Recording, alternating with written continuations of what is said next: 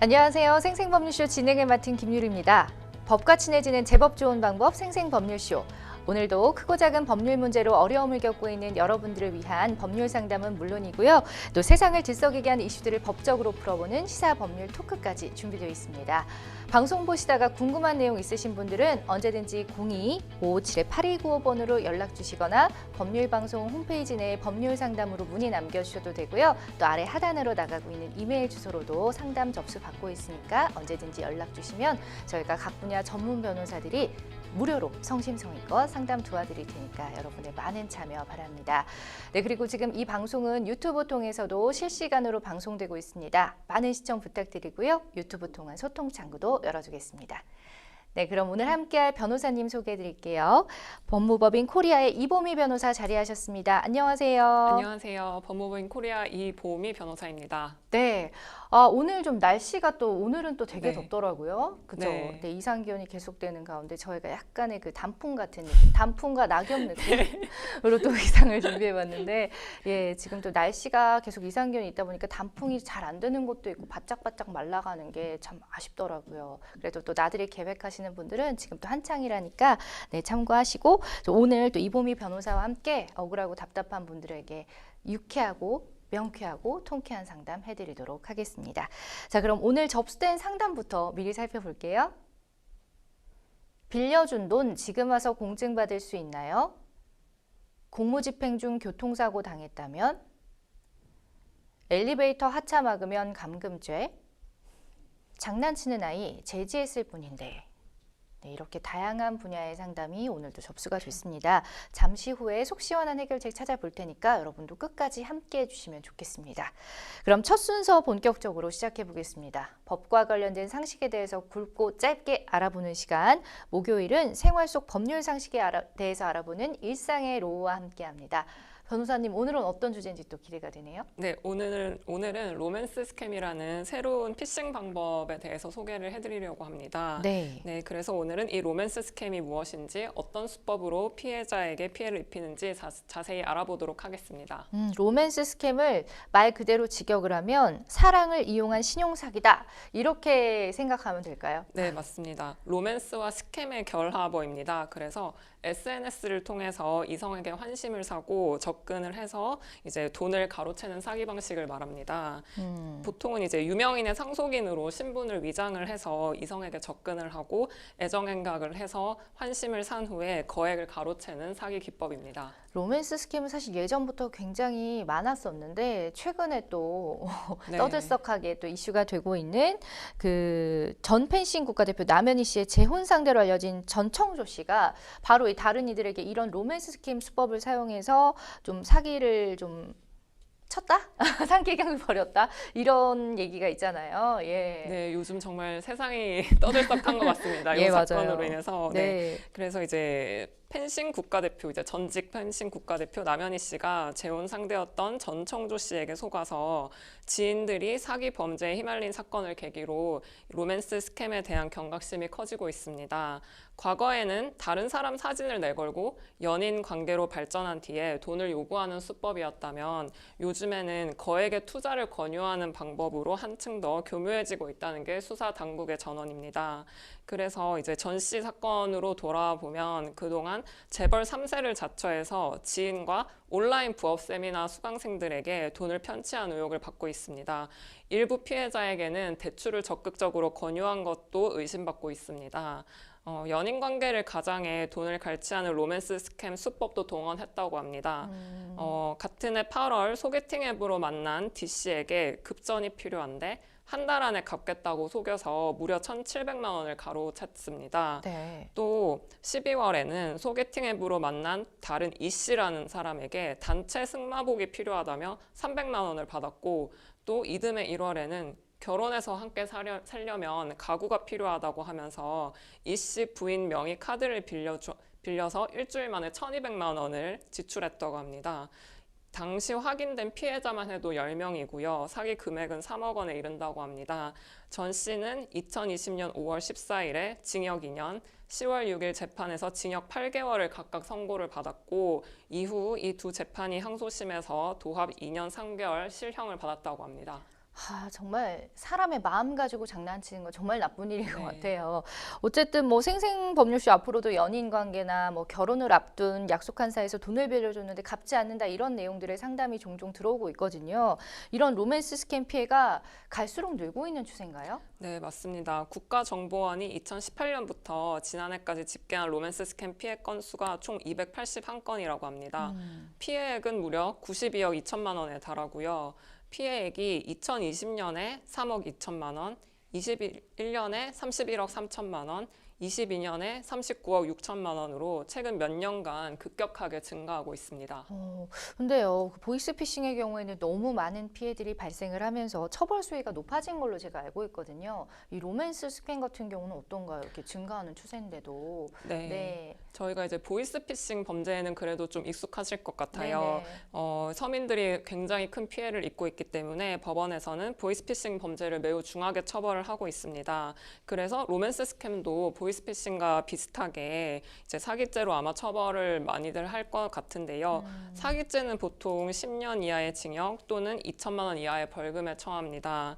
그런데 만약에 사기친 금액이 5억을 넘어가게 되면 특경법이 적용이 돼서 가중처벌 대상이 되고요. 네. 그런데 이제 문제는 로맨스 스캠은 굉장히 이제 조직적으로 이루어지는 범죄입니다. 그래서 여러 사람에게 피해를 입히다 보니까 굉장히 큰 금액이 범죄 금액으로 연루될 가능성이 큽니다. 그래서 강력한 처벌을 아마 받을 것 같습니다. 네. 그렇군요. 그러면 이제 그 수법이 뭐 다양하게 되지만 구체적으로 어떻게 이루어지는지 좀 예를 들어주시면 더 이해하기가 쉬울 것 같아요. 최근에 네. 실제 사례를 보면 어떤 A씨라는 여성이 있습니다. 이 여성은 SNS에 자기 사진을 올리는 걸 굉장히 좋아하는 평범한 여성인데 네. 어느 날 A씨가 SNS를 통해서 메시지 하나를 받습니다. 어떤 매력적인 외국인 남성이 자신에게 메시지를 보냈는데 본인이 시리아에서 의사로 근무를 하고 있다 이렇게 소개를 했습니다. 둘은 음성 메시지로만 계속 연락을 주고받았고 그 과정에서 호감을 키워나갔습니다. A씨 역시 B씨의 그런 적극적인 구애가 나쁘지 않아서 이제 진지한 만남을 가지게 됐는데 네. 이 둘은 사실 얼굴을 한 번도 본 적이 없었습니다. 네, 그러던 중 이제 남성 B씨가 여성 A씨에게 말합니다. 네. 이제 본인이 한국에 와서 너와 함께 살고 싶다. 얼굴도 안 본 상태로. 네. 그래서 네. 그래서 자기는 이제 시리아에 모아둔 돈이 많은데 지금 시리아가 내전 때문에 굉장히 불안한 상태이므로 자기 재산을 지키려면 그 돈을 한국에 있는 A씨에게 송금을 해줄 테니 대신에 그거를 받되 다른 계좌로 옮겨달라고 합니다. 여기서 좀 이상한 걸 눈치를 챘어야 되는데요. 그러니까요. 네, 그리고 심지어 이제 그 돈 중에 일부는 A씨 너가 써도 된다라고 이렇게 말을 합니다. 네. 그러니까 이제 돈을 가지고 또 이렇게 얘기를 하다 보면서 좀 의심을 가지려고 하니 또 네. 돈은 너가 써도 된다 일부는 막 이런 식으로 이제 얘기를 하는 건데 얘기만 들었으면 어떻게 이게 가능하지 얼굴도 안 보고 이렇게 어떻게 속았을까라는 생각이 들지만 또 계속해서 이렇게 채팅으로 교류를 하다 네. 보면은 또 뭐 통하는 게 있고 또 최대한 맞춰줄 거 아니에요 작정하고 또 그러는 거니까 네 아무튼 속아 넘어갈 수도 있을 것 같은데 이후가 어떻게 됐나요? 네, A씨는 실제로 자기 통장에 돈이 찍히는 걸 봤다고 합니다. 그래서 B씨가 알려준 계좌로 또 이체도 했고 그리고 일부는 또 자기가 썼던 것 같습니다. 네. 그런데 이때 이제 A씨가 사기 방조 혐의를 받게 됩니다. 그래서 이제 아마 경찰 수사를 받게 됐을 텐데 A씨는 그제서야 이제 변호인을 찾습니다. 자신이 범죄인 걸 전혀 몰랐다고 아마 주장을 했을 거고 그래서 무죄라고 아마 강력하게 주장을 했을 텐데 경찰이 보기에는 A씨는 B씨 얼굴도 단 한 번도 본 적이 없고 그리고 메신저도 여러 채널이 아니라 하나의 메신저로만 연락을 했다고 하니 A씨에게 굉장히 불리한 정황으로 작용을 했다고 합니다. 사실 재판부에서는 이미 보이스피싱 사례가 굉장히 많기 때문에 네. 이런 불법적인 일과 연관된 일을 인식을 할 수 있는 상황인데도 이것을 알아보지 않았다면 미필적 인식이 있다고 판단을 합니다. 그래서 변호인은 이제 A씨 무죄를 주장하기에는 아마 무리가 있었다고 판단을 했을 것 같고 네. 그래서 A씨가 피해자에게 1,000만 원을 형사 공탁을 하고 피해를 이제 조금이라도 보전을 한 것을 적극적으로 주장을 했고, 그리고 A씨가 실제로 본인이 취득한 금액은 굉장히 소액이라는 점을 적극적으로 주장을 해서 법원에서는 집행유예를 선고했다고 합니다. 그러니까 이게 공짜인 게 아닌데요. 그죠? 결국은 이제 사기쳐서 받은 돈을 네. 본인도 같이 공유를 한 것처럼 돼버린 거잖아요. 그래서 어쨌든 자기도 모르게 운반책의 역할을 수행하게 된 사례인 것 같은데, 이 로맨스 스캠이 무조건 당할 수밖에 없는 건가 싶어요. 사실은 뭐 어느 나라도 거짓말을 할 네. 수가 있는 거고 성별부터 시작해서 모든 게 거짓말일 수가 있는 거잖아요. 네. 네, 그래서 로맨스 스캠을 예방할 수 있는 방법을 한번 알려드리려고 하는데요. 보통 이제 인스타그램이나 페이스북 같은 SNS를 통해서 로맨스 스캠을 많이 시도를 한다고들 합니다. 그래서 이제 일단은 SNS로만 연락을 하시지 마시고 전화 통화를 해서 직접 목소리를 한번 들어보셔야 할 것 같고, 그리고 이 사기꾼들이 보통 다른 국적의 사람들인 경우가 많다고 주장을 하니까 네. 해당 국가의 언어를 한번 써보라고 하는 것도 좋은 방법이 될 것 같습니다. 그리고 가장 중요한 거는 영상통화로 얼굴까지 확인을 하시는 게 좋을 것 같습니다. 네. 사진으로 신분 도용을 하는 경우도 굉장히 많다고 하니까 얼굴과 목소리를 한번 실제로 확인을 하는 게 가장 좋은 방법이 될 것 같습니다. 그리고 이런 말도 조심하는 게 좋을 것 같습니다. 애정 표현을 너무 지나치게 하는 경우가 있을 수 있는데요. 네, 뭐 사랑한다는 말이나 결혼하자, 미래를 약속을 하는데 아무 근거가 없이 이제 약속을 하는 경우가 있을 수 있고요. 그리고 자신이 이제 부자라고 자랑을 하는데 그런데 돈을 빌려달라고 하는 겁니다. 앞뒤가 맞지 않잖아요. 그렇죠. 예, 그래서 사업 자금이 필요하다거나 본인 갑자기 뭐 가족이 아프다거나 이런 의심할 수밖에 없는 네, 상황을 설명을 하면서 돈을 빌려달라고 할 경우에 이런 경우에는 로맨스 스캠을 의심을 충분히 해보셔야 할 것 같습니다. 그리고 저도 제가 그 애엄마가 유부녀인데도 불구하고 자꾸 막 이상한 쪽지들, 너는 너무 아름답다, 뭐 막 이상한 쪽지들 너무 많이 오거든요. 애 사진에도 막 그런 댓글 달고 들어가서 보면은 다 그 정장이 있고 뭔가 멀끔하게 생겼는데 이게 누가 봐도 그 자기 계정이 아닌 느낌, 남의 네. 사진 도용한 네. 느낌이고, 그다음에 이렇게 단시간에 하루에 막 몇 개씩 이렇게 게시물이 많이도 없고 그런 거예요. 그러니까 오랫동안 한 게 아니라 만든 지 얼마 안 된 그런 계정 같은 느낌에 누가 봐도 이제 로맨스 스캠을 하기 위한 그런 뭔가 냄새가 풍긴다 그러면 의심부터 하셔야 되는 것 같아요. 보이스피싱이든 로맨스 스캠이든 항상 의심, 이게 참 가슴 아픈 말이지만 맞습니다. 의심부터 하고 봐야 되는 것 같습니다. 네. 네. 자, 지금까지 일상의로 만나봤고요. 여러분은 지금 생생법률쇼와 함께하고 계십니다. 쉽사리 해결되지 않는 법률 문제를 끌어안고 있다면 지금 생생법률쇼와 함께하시죠. 법률 고민이 해결되는 가장 쉬운 방법을 소개해드릴게요. 첫째, 02-557-8295로 전화를 한다. 둘째, 법률방송 홈페이지에 접속해서 법률상담 게시판에 문의를 남긴다. 셋째, 지금 화면에 나오고 있는 이메일 주소로 사연과 연락처를 보낸다. 생생법률쇼가 자랑하는 각 분야의 전문 변호사가 여러분의 더부룩한 속을 뻥 뚫어드립니다. 속 시원한 스파클링 상담 프로그램 생생법률쇼. 지금 바로 전화주세요.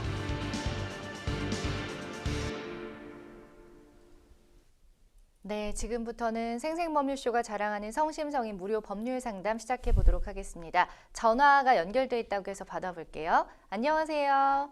예, 안녕하세요. 네, 안녕하세요. 어떤 점이 네. 궁금해서 전화 주셨나요?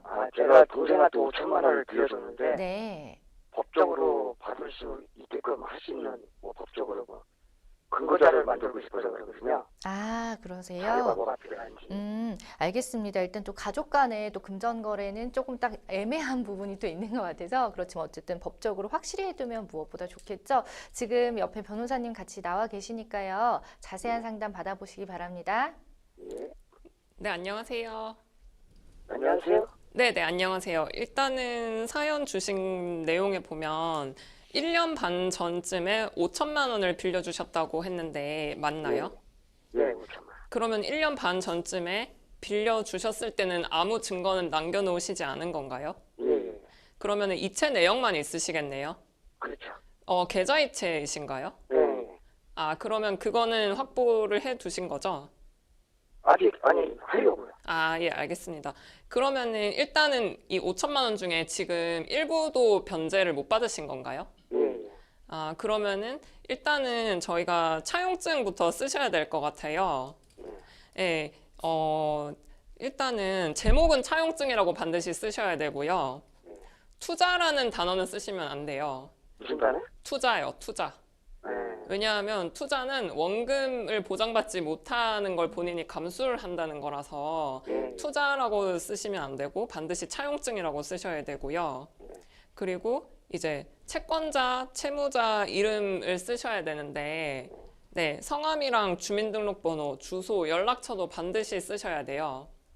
잠시만 채권 연락처하고 주소. 네, 혹시 지금 메모를 좀 해놓으시면 좋을 것 같아요. 제가 네, 거의 메모하고 예, 차용증을 거의 뭐 예, 언급을 해드릴 거라서 네, 전화번호하고. 네, 실명, 주민번호, 주소, 연락처 다 쓰셔야 돼요. 주소. 네, 왜냐하면 이게 나중에 돈을 못 갚을 경우에 이게 법원에 증거로 쓰셔야 되거든요. 네, 그래서 정확하게 쓰셔야 되고 그 다음에 차용금은 이제 5천만 원이라고 하셨잖아요. 예. 그러면은 아라비아 숫자로도 쓰시고 한글로도 5천만 원 이렇게 쓰셔야 돼요. 예, 그리고 이자는 어떻게 정하셨어요? 이제는 뭐 얘기를 안 했어요. 아. 받으라는 얘기는 안 했거든요. 서로 아무 얘기도 안 하셨어요? 네, 이게- 받을 마음도 없었고. 아, 받을 마음이 없으세요? 이게 기재를 하지 않으면 법정이율 5%가 적용이 돼요. 만약에 소송에 갔을 경우. 네, 네, 그 부분을 저는 명시를 하는 게 나을 것 같은데, 근데 이제 약정이자 같은 경우는 법정이자 5%보다 높게 정하셔도 무관해요. 다만 이제 최고이자 20%, 연 20%만 넘지 않으면 되고요. 네. 그 부분은 뭐 다시 한번 확인을 해보셔야 될 것 같아요. 두 분께서. 네. 그리고 만약에 이제 변제 날짜를 지금 언제까지로 정하셨나요? 변제 일자는 언제로 정하셨나요? 원래는 이제 요번 달이죠. 아, 저번 그러면은 달이죠, 저번 달. 1년 동안 빌리기로 하신 건가요? 예, 예. 그런데 이미 그러면은 갚기로 한 날을 지난 거네요. 그렇죠. 그래서 이 차용수단을 써놓으려고 하는 거거든요. 그러면은 1년 뒤에 갚을 경우에 지연이자에 대해서도 당연히 말씀하신 게 없겠네요. 네. 그거는 지금 생각하실 땐 어떠세요? 이자를 더 받아야 된다고 생각을 하세요? 아니, 이자는 뭐. 이자는 뭐 굳이 안 받아도 무관하세요? 네. 아, 네. 보통 이게 소송에 들어가면 이제 법정 이유를 정하지 않으면 이제 민법에서 정하는 5%가 적용이 되고요. 지연 손해금 같은 경우도 당사자들끼리 5%보다 높게 정하면 5% 이상이 적용이 가능합니다. 예. 근데 지금 정하지 않으셨다고 하니까 이 부분도 그냥 5%로 아마 적용이 될 것 같아요. 네. 그래서 이제 정하셔야 되는 게 변제 일자를 그러면은 원래는 지금 1년까지라고 하셨는데 지금은 그러면 그거를 더 유예를 해주신 거예요? 아니, 또 유예를 해달라고 해갖고, 네. 또 밀어달라고 해서 차용수단인가 뭔가 근거적인 거 받아가려고. 아, 그러니까 뭐 6개월 안에 다시 갚겠다 이런 약속을 한 게 없나요? 네. 아, 그러면은 제 생각에는 지금 적극적으로 그거를 정하셔야 될 것 같아요. 변제 일자를 지금이라도. 이미 1년은 지났지만 그 기간이 이미 지났기 때문에 한 번 더 뭐 1년을 더 준다던가 아니면 6개월만 준다던가 해서 정확한 날짜 몇 월 며칠까지 정하셔야 돼요.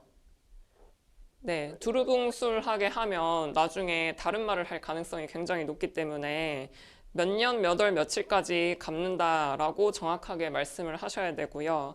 네, 사실 이때 원금이랑 이자도 구별해서 기재를 하셔야 돼요. 원금은 뭐 몇 월 며칠, 이자는 매달 뭐 30일까지 뭐 이렇게 보통들 많이 하시거든요. 그리고 변제 방법도 정할 수가 있는데 뭐 이거는 계좌이체로 받으실 예정이시죠? 그렇죠. 네, 그러면은 계좌번호도 기재를 하시고요. 네, 받을 계좌번호를 기재를 하시고 그리고 이제 한번 유예를 해줬는데 또 안 갚으면 이제 그 다음에는 어떤 불이익을 분명히 줘야 될 것 같아요. 그래서 법적으로. 예, 예. 그래서 이제 보통 차용증에는 기한이익 상실이라는 걸 또 정하거든요. 이자를 기한이익 상실이라고, 네. 네. 그래서 이제 요거는 이자나 뭐 원금을 한 번이라도 연체를 하면 채무자는 기한의 이익을 상실해서 채권자는 단 한 번에 이제 차용금을 청구를 할 수 있다. 그런 내용이에요. 그리고 만약에 이제 채무자가 제3자로부터 압류나 가압류를 받을 경우 또는 파산 선고를 받았을 때도 채무자는 이의 없이 변제하기로 한다. 이런 문구도 형식적으로 다 기재가 되어 있어요. 네. 그리고 만약에 이제 돈을 받지 못하셔서 재판을 가셔야 되는 경우가 있잖아요. 그러면은 관할지도 보통 정하거든요. 뭐 지금 사시는 곳이 서울이면 집에서 가까운 뭐 법원으로 관할을 정한다 이렇게 정하셔도 되고요. 네. 그리고 그 분께서 돈을 빌린 목적이 뭔가요? 집 산다고 그래갖고. 주택 구매, 부동산 네. 구매 대금인가요? 예. 그러면 그 사용 용도라고 하나 칸을 하셔서 그것도 쓰세요. 사용 용도하고 주택 구입 자금. 그리고 그 돈을 빌렸는데 나중에 어떻게 갚겠다고 하던가요? 저기 융자 받아갖고. 네. 그다음에는 그러면 지금 그 구매한 뭐 부동산에 융자를 받아서 갚겠다 이건가요? 예. 그러면 변제 방법으로 그것도 기재를 하세요. 예, 왜냐하면 이 사용 용도와 변제 방법을 써 놓으셔야 혹시라도 나중에 이게 사기죄가 되면 이 부분이 굉장히 중요한 증거가 될 수 있습니다. 그러니까 저희한테는 뭐 주택 자금이라고 말하고 다른 데 돈을 쓰면 이건 사기거든요. 네. 일단은 뭐 가족 간이니까 지금 뭐 그런 가능성은 그렇게 크게 생각하시지 않는 것 같아요. 가족이 아니고 아는 동생이에요. 예, 그래서 요거는 혹시 모를 경우를 대비해서 기재해 주시는 걸 저는 추천을 드리고요. 일단은 요렇게 쓰면 형식은 갖추었거든요. 네, 차용증의 형식은 갖추었어요. 그리고 이제 서로 채권자, 채무자 날인하시고 인감증명 있으시면 뒤에 첨부하시고요. 그리고 한 부씩 나누어서 가지시면 일단은 작성은 완료가 된 거예요. 네, 그래서 혹시 이거 작성하시기가 힘드시면 인터넷에 법원 사이트 들어가시면 이 예시 양식이 있어요. 요즘에는 굉장히 다양하게 있어요. 네, 그래서 저는 거기 들어가셔서 다운받으셔서 요거를 기재하시는 것도 충분히 네, 나중에 좋은 증거로 사용할 수 있다고 생각을 해요. 네. 그러면은 일단은 요렇게 작성을 하시고 이제 공증을 받는 방법도 있어요. 나중에 이제 집행을 할 경우가 생길 수 있잖아요. 그래서 공증은 변호사 사무실 중에 공증을 하는 사무실이 따로 있어요. 그래서 아무 변호사 사무실에 가시면 안 되고요. 공증 사무실에 찾아가셔서 이 차용증에 대해서 공증을 받고 싶다 말씀을 하시면 보통 이런 차용증 같은 경우에는 강제 집행을 승낙한다라는 이런 문구를 넣어주는 경우가 많아요. 그러면은 나중에 굳이 재판을 하지 않으시더라도 이 차용증만 있으면 바로 강제 집행을 할 수가 있습니다. 네, 그리고 여기 중에 또 근저당권도 그러니까 저당도 잡고 싶다고 하셨던 것 같은데 맞나요? 예. 근저당을 하시는 편이. 그 근저당을 설정할 수 있는 부동산이 지금 이분이 구매한 주택 말고 다른 재산이 있나요? 제가 지금 없는 거예요. 아, 없는 걸로. 그러면 요 부동산에 근저당 설정하셔야겠네요. 그러면 근데 이제 이 분도 은행에서 이 부동산으로 융자 받는다고 하셨잖아요. 그러면 아마 저희는 2순위가 될 텐데 크게 실익이 있는 조치는 아닌 것 같아요. 근저당 설정이요. 네, 근데 그래도 해놓으시는 거는 나중에 대비책은 충분히 될 수 있을 것 같으니까 일단 근저당을 설정을 하면 이 경우도 소송을 하지 않아도 나중에 임의 경매를 해서 낙찰을 받을 수 있거든요. 그러면 대금을 회수를 할 수는 있으세요. 근저당 설정하는 게 소리는 뭐겠어요? 근저당 설정하시려면 일단 이 차용증 작성하셔야겠죠. 그리고 공증을 받으시고요. 그리고 근저당 설정은 이제 법무사 사무실에 가시면은 등기 비용을 이제 납부를 하셔야 돼요. 근저당 설정하시려는 부동산 있잖아요. 그러면 부동산 가액에 따라서 등기 비용이 나올 수 있어요. 그리고 이제 뭐 위임장이나 신분증 챙겨서 가시면 근저당 설정하는 데는 큰 어려움이 없으십니다. 위임장하고 위임장이랑 이 차용증, 공증 받은 차용증을 들고 가셔야 됩니다. 혹시 궁금한 거 있으신가요? 그리고 제가 한 가지 또 말씀드릴 게 돈을 이 분께서 한 번에 갚지 않고 일부만 갚을 수도 있잖아요.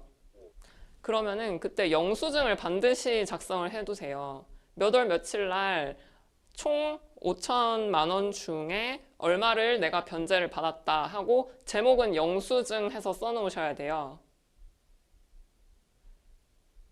왜냐하면 돈을 일부만 갚을 경우에는 원금이랑 이자가 계속 발생하기 때문에 그 중에서 이자를 갚았는지 원금을 갚았는지 이것도 나중에 법적으로 문제가 될 수 있어요.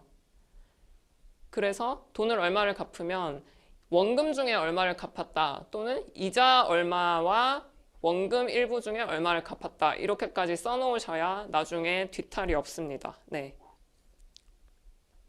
그 영수증 같은 경우도 제가 아까 말씀드린 법원 사이트에 양식이 있거든요. 그러니까 차용증, 영수증, 양식을 다 다운을 미리 받아 놓으세요.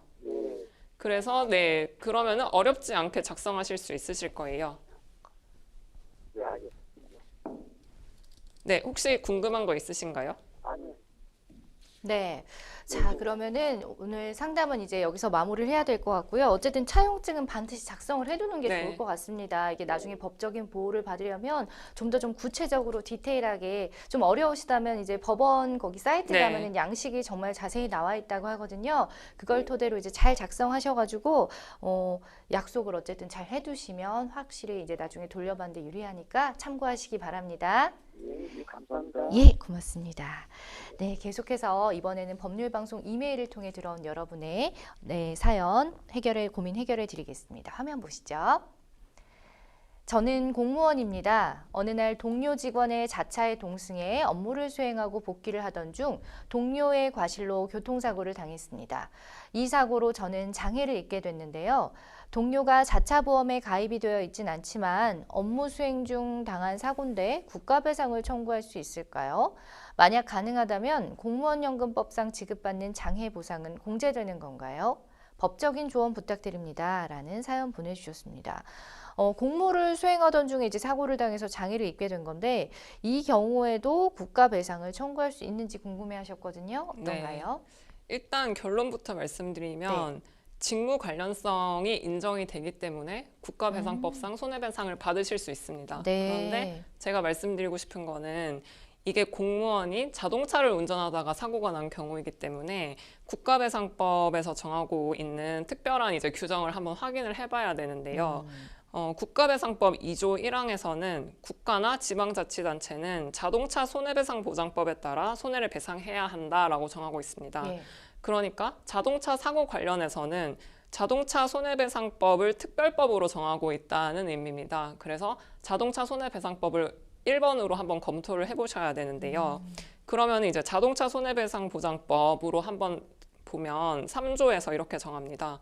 자기를 위해서 자동차를 운행하는 자는 다른 사람을 사망하게 하거나 부상하게 한 때는 그 손해를 배상할 책임을 진다라고 정하고 있는데 여기서 자기를 위해서 자동차를 운행하는 자, 이 부분이 굉장히 중요합니다. 이거를 운행자성이라고 이제 표현을 하는데요. 운행자성에 대해서는 이제 보통 자동차 소유자가 운행자성이 있다고들 합니다. 근데 네. 반드시 소유자가 아닌 사람이 운행자성이 아닌 건 아니고요. 자동차를 훔친 사람도 운행자성이 인정이 됩니다. 네. 그래서 네, 그 부분은 조금 더 깊이 사실 들어가 봐야 되는 부분이고, 네. 그래서 운행자성이 있으면 무과실 책임으로 손해배상을 인정을 하게 됩니다. 그러면 이 공무원, 여기 다시 돌아오면 공무원이 관용차로 사용하는 차가 있을 거란 네. 말이죠. 그러면은 관용차의 경우에는 자동차 배상법에 적용이 대상이고, 그 경우에 사고가 나면 국가가 무과실 책임을 집니다. 그런데 만약에 공무원이 자기 개인 차를 운전을 하다가 사고가 나면 국가가 운행자성이 인정이 되지 않습니다. 네. 그래서 국가가 자동차 배상법상 책임은 지지 않습니다. 아. 네, 요렇게 일단은 하나로 정리를 하셔야 되고, 그 다음에 넘어가야 될 게, 그러면 국가는 국가배상 책임을 지는가? 네. 네, 운행자성은 인정이 되지 않지만 국가배상 책임을 지려면 다시 이제 요건이 직무 관련성에 있는가, 공무를 집행하다가 사고가 났는가를 판단을 해야 되는데, 예, 그러면은 국가 공무를 집행을 하다가 사고가 난 경우 이러면은 자동차 배상법상은 책임 인정되지 않지만 국가배상법에 의해서는 손해배상 책임이 인정이 되고요. 네. 그리고 공무원이 자기 자동차를 이용해서 공무를 집행했다 이러면은 공무원 개인에게 이제 자동차 배상법상 손해배상 책임이 이제 다시 성립을 합니다. 그러니까 두 가지 책임이 성립하는 거죠. 국가는 국가배상 책임을 지게 되는 거고, 공무원 개인은 자동차 배상법상 이제 무과실 책임을 지게 되는 이런 구조로 됩니다. 그래서 우리 사안에 한번 돌아오면은 네. 이 분께서는 동료 공무원 자기 차였어요. 그러면 이제 일단 국가의 운행자성이 인정이 되지 않겠죠. 그렇겠죠. 네, 그러면 국가는 자동차 배상법상 책임을 지지 않습니다. 그렇지만 이 분들은 업무를 수행하고 돌아오던 길에 교통사고를 당했죠. 그러면은 이제 업무 관련성이 인정이 되겠죠. 네. 그러면은 이제 국가는 국가배상 책임을 지게 되고요. 예. 그리고 별도로 이제 그 공무원 개인에게는 자동차 배상법상 손해배상 책임을 물을 수 있습니다. 네. 어쨌든 이분이 다행인 거는 이제 사례를 정말 예시를 잘 들어줬지만 짧지만 네. 그 안에 핵심이 다 들어가 있어서 저희가 이제 상담을 잘 해드릴 수가 있었는데, 무조건 이제 뭐 다 보상이 되는 건 아니었고요. 이 사례에 따르면은 업무 관련성이 인정돼서 국가 배상 책임은 받을 수가 있지만 이 자동차 손해배상 보장법 같은 경우는 잘 살펴봐야 된다라는 네. 또 말씀을 해주셨습니다. 예, 저 그러면 이제 국가 배상을 청구할 수 있는 경우가 여러 경우가 있을 텐데 어떤 것들이 있을까요? 네, 국가배상법에서는 총 4가지를 정하고 있는데요. 네. 2조 1항 본문 전단에서는 공무원의 직무상 불법행위로 인한 손해배상, 그리고 후단에서는 관용차 운행으로 인한 손해배상, 5조에서는 영조물의 설치 관리의 화자로 인한 손해배상, 6조 1항에서는 비용 부담자의 손해배상 책임, 이렇게 4가지를 정하고 있습니다. 그러면 이제 국가 배상을 청구할 경우에요. 공무원 연금법에 의해서 장해 보상이 공제가 되는 건가요? 어떻게 되나요? 네, 맞습니다. 이 부분도 공무원 연금법 41조에서 정하고 있는데요. 네. 다른 법령에 따라서 국가나 지방자치단체 부담으로 이 법에서 정한 급여와 같은 종류의 급여를 받은 사람에게는 네. 그 금액만큼 공제를 한다고 분명하게 정하고 있습니다. 그리고 판례도 일실수익 같은 경우, 그러니까 사고를 당해서 내가 일을 못하는 그 기간 동안 이제 잃게 되는 수익이 있잖아요. 그걸 네. 일실수익이라 그러는데, 그런 소극적 손해에 대해서 만약에 배상을 받았다면 그 부분도 장해보상금에서 이제 공제를 한다고 정하고 있고, 반대의 경우도 마찬가지입니다. 장해보상금에서 미리 받았다면 국가배상에서는 그걸 받을 수 없습니다. 네, 네. 그렇군요. 그런 것도 잘 꼼꼼히 따져보셔야 될 것 같습니다. 만약에 우리 상담자분께서 장해보상을 받게 된다면 일시금이 아니라 혹시 연금 형태로 지급을 받을 수도 있을까요? 네, 맞습니다. 이 부분은 노동력 상실이 100%가 되는 1급부터 상급 장해 판정을 받은 경우에는 연금으로만 받을 수 있다고 정하고 있고요. 4급부터 7급까지는 이제 선택을 할 수 있다고 정하고 있고 네. 8급부터 14급은 이제 일시급으로만 받을 수 있다라고 정하고 있습니다. 근데 이제 연금을 선택한 분이 만약에 사망할 때까지 네. 연금을 받았는데 그게 일시금에 만약에 모자란다. 그러면 유족들이 그 차액도 받을 수 있다고 합니다. 아, 그렇군요. 어쨌든 뭐 중상일 경우에만 연금 혜택이 있으니까 네. 맞습니다. 뭐 네. 좋다고 할 수도 없네요. 네. 많이 다치신 거니까요. 네, 그죠? 맞습니다. 예, 참고하시고 공무집행 중에 동료 공무원의 과실로 사고가 발생했고 이로 인해서 만약에 장애를 입게 됐다면 사고를 낸 동료에게도 손해배상 청구를 할 수 있는지도 궁금합니다. 네, 이 부분도 판례는 공무원의 그 과실이 고의 또는 중과실일 경우에만 개인적으로 이제 청구를 할 수 있다고 정하고 있어요. 네. 그래서 이제 중과실이 아니고 경과실일 경우에는 그 공무원은 대외적으로 개인적인 책임을 질 필요가 없어요. 아. 예. 그런데 이제 제가 아까 말씀드린 것처럼 공무원이 자기 자동차로 이제 사고가 난 경우에는 네. 이게 자동차 배상법이 적용이 되기 때문에 자동차 배상법은 무과실 책임이거든요. 아. 예, 그래서 그 경우에는 이제 뭐 경과실, 중과실 따질 필요 없이 손해배상을 청구할 수 있다는 거를 그거는 유념을 하셔야 될 것 같습니다. 그럼 이 상담자분의 경우에는 그 동료에게도 청구를 할 수가 네, 있는 맞습니다. 거네요. 네. 네, 상담자께서 장애에 대한 적절한 보상을 받을 수 있어서 참 다행이다 싶은데 국가배상을 청구할 때 어떤 서류를 제출해야 하는지도 좀 알려주세요. 네, 이 사례 같은 경우는 일반적인 교통사고와 크게 다를 것 같지 않습니다. 그래서 일단 사고 개요를 이제 입증을 하셔야 되니까 일단 블랙박스부터 확보를 하셔야 될 것 같고 목격자 진술서도 가능하시면 네, 확보를 하시고 네. 그리고 만약에 경찰이 출동을 했다면 교통사고 사실 확인서를 발급을 받으실 것을 추천을 드립니다. 그리고 이제 신체 상해를 입으셨다면 병원 진단서도 필요하실 것 같고요. 그리고 이제 손해액을 입증을 하셔야 되는데 손해액은 제가 아까 말씀드린 이제 일실수익을 알 수 있는 본인의 어떤 원천징수도 좋은 자료가 되고요. 네. 그리고 이제 치료비도 나가셨을 테니까 네, 그런 자료까지 꼼꼼하게 챙기셔야 할 것 같습니다. 변호사님이 말씀하신 그런 서류들을 꼼꼼하게 잘 체크를 하셔가지고 네, 배상을 받으시면 될 것 같고요. 국가 배상을 어떻게 청구하는지부터 이제 까마득하다 하시는 분들도 계실 네. 것 같아요. 자, 국가 배상 청구 절차는 어떻게 되는지 살펴보겠습니다. 네, 국가배상 같은 경우에는 바로 법원에 소송을 제기를 하셔도 괜찮은데 배상심의회에 배상을 신청하는 제도도 따로 두고 있습니다. 훨씬 법원에서 진행하는 것보다 신속하고 배상 실제로 이제 돈을 지급받으시는 그 기간이 빨리 끝나서 이게 더 어쩌면 실질적인 손해 회복에는 좋을 것 같다는 생각도 듭니다. 네. 이 배상심의회는 살고 계신 지역마다 관할 지구 심의회가 있습니다. 그래서 검색을 해보시면 본인이 살고 계신 그 심의회를 한번 확인을 하실 수 있을 것 같고요.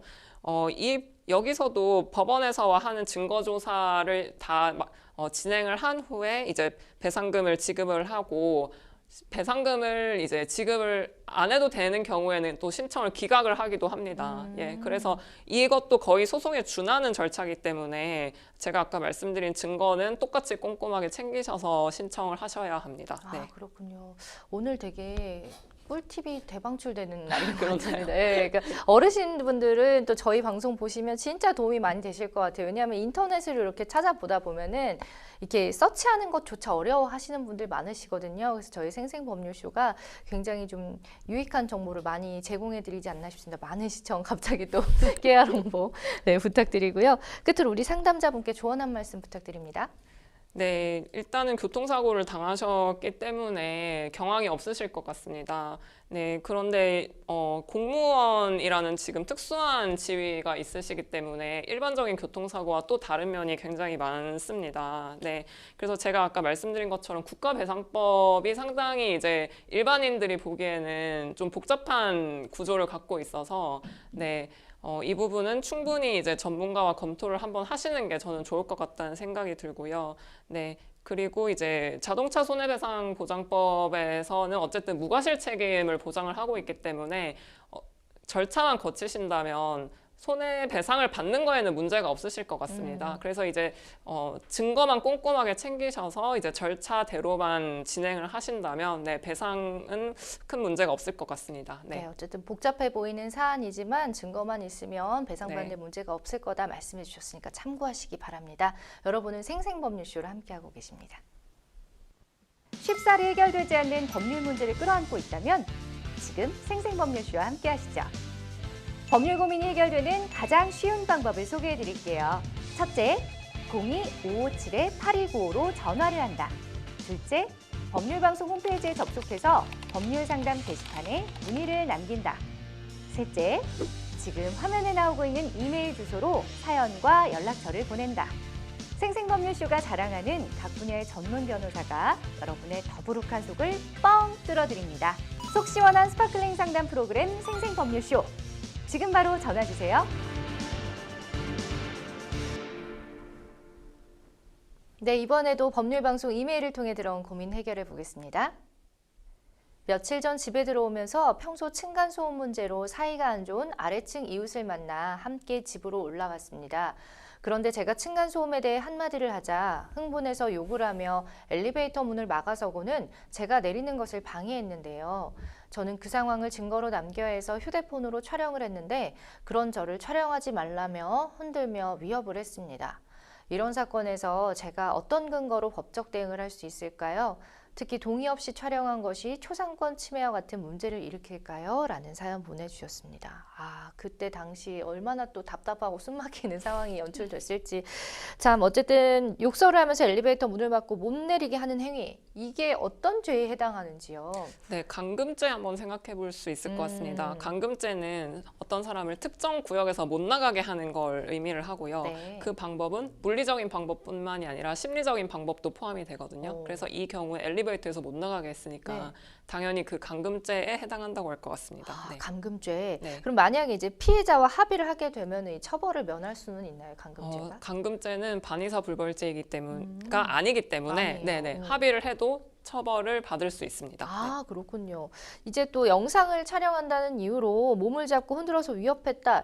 이것도 이게 폭행죄에 해당할 수도 있지 않을까 싶은데 어떻게 네, 보세요? 맞습니다. 폭행죄라는 거는 신체의 유형력을 행사를 하는 것인데 이분은 몸을 잡고 흔들었기 때문에 당연히 그러니까요. 네, 폭행죄에 해당합니다. 절대 함부로 손을 대면 안 네. 됩니다. 그죠? 자, 상대방이 뭐 힘으로 제압하긴 했지만 결과적으로 크게 다치진 않은 상황이지만 그래도 성립이 되는 건지 꼭 상해를 입혀야만 되는 건지 많이 궁금해하실 거거든요. 네, 맞습니다. 이제 폭행죄는 상해죄와 다르게 상해를 입지 않더라도 어떤 유형력을 행사만 하더라도 이제 폭행죄가 성립을 합니다. 네, 그래서 사연자님처럼 당연히 이제 제압을 직접적으로 당하셨다면 당연히 이제 폭행죄에 해당합니다. 네. 폭행죄는 디폴트고 이제 상해를 네. 입히면 또 상해죄까지 추가가 되는 거라고 보시면 맞습니다. 되겠네요. 네, 증거 수집을 위해서 촬영을 했다 하더라도 만약에 상대방의 동의가 없었다 이러면은 이게 위법이라고 볼 수 있는지 마지막에 또 궁금해하셨거든요. 네, 맞습니다. 동의가 없더라도 이 경우는 범죄 증거를 수집을 하기 위해서 촬영을 하신 거거든요. 네. 그러면 이제 정당방위로 이제 위법성 조각사유로 이제 해당이 되고 최근에 이제 판례가 똑같은 상황에 대해서 네. 증거 보전의 필요성과 긴급성, 방법의 상당성이 인정되기 때문에 이제 이런 것은 사회 상규에 어긋나지 않는다 해서 이제 죄가 되지 않는다고 판단을 했습니다. 법이 융통성이 있네요. 자, 네, 걱정 안 하셔도 될 것 같습니다. 어쨌든 범죄 증거 수집 목적으로 정당 방위에 해당한다고 하네요.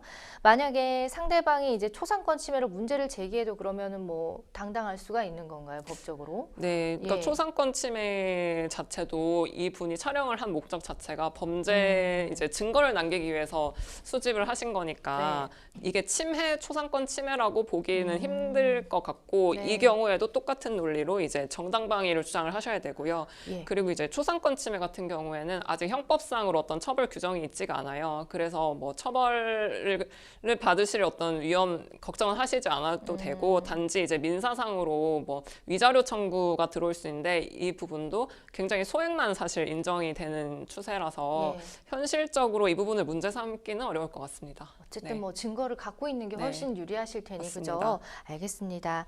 자, 계속해서 또 법률방송 이메일을 통해 들어온 여러분의 고민 해결해 보겠습니다. 유치원 특별활동 체육 강사로 일하고 있습니다. 얼마 전 한 유치원에서 7살 남자아이가 하도 장난을 쳐서 주의를 줬는데요. 그때 수업이 권투였어요. 글러브를 차고 샌드백 치기를 하고 있었는데 이 아이가 글러브 낀 손으로 친구들과 제 옆구리를 자꾸 때리더라고요.